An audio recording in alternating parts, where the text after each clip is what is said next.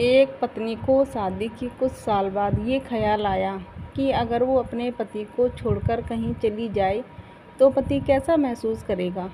पत्नी ने अपने इस विचार को जानने परखने के लिए एक सादे कागज़ पर लिखा, अब मैं तुम्हारे साथ और नहीं रह सकती, मैं ऊब गई हूँ तुम्हारे साथ से, मैं घर छोड़ के जा रही हूँ हमेशा के लिए।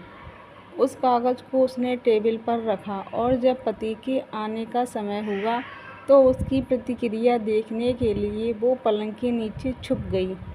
पति आया और उसने टेबल पर रखे उस कागज़ को पढ़ा। कुछ देर की चुप्पी के बाद पति ने उस कागज़ पर कुछ लिखा। फिर वो खुशी में ज़ोर ज़ोर से सीटी बजाने लगा, गीत गाने लगा, उछल उछल कर नाचने लगा और फिर अपने कपड़े बदलने लगा। उसके बाद उसने अपने फ़ोन से किसी को फ़ोन लगाया और कहा, आज मैं मुक्त हो गया। शायद मेरी मूर्ख पत्नी को समझ आ गया कि वो मेरे लायक ही नहीं थी, इसलिए आज वो घर से हमेशा के लिए चली गई। अब मैं आज़ाद हूँ तुमसे मिलने के लिए।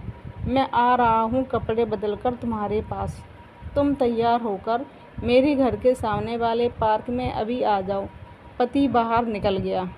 पति के जाने के बाद पत्नी रोते बिलखते बेड के नीचे से निकली और कांपते हाथों से कागज़ पर लिखी लाइन पढ़ी, जिसमें लिखा था, बेड के नीचे से तेरे पैर दिख रहे हैं पगली। पार्क के पास वाली दुकान से ब्रेड लेकर तुरंत आ रहा हूँ, तब तक चाय बना लेना। मेरी ज़िंदगी में खुशियाँ तेरे बहाने से हैं, आधी तुझे सताने से हैं, आधी तुझे मनाने से हैं। Love you much.